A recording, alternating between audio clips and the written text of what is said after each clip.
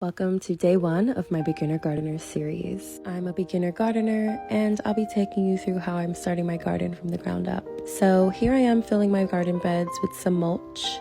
I'm doing the lasagna gardening method, which is essentially creating a compost bin within my bed, and all of this wood will eventually decompose and feed my soil, creating a super lush environment and nutrient-dense soil. I got this mulch for free from a building site. They knocked down a bunch of trees. I went to go pick it up. It ended up being amazingly, deliciously smelling pine, so I'm happy about that. I am creating my soil mixture. I did post a video about this, but it's essentially just peat moss, mushroom compost, perlite, vermiculite, and I add my fertilizers to the top layer of my garden beds. There are so many soil recipes out there, so look up a few, play around with it, and find what works best for you and your climate. Here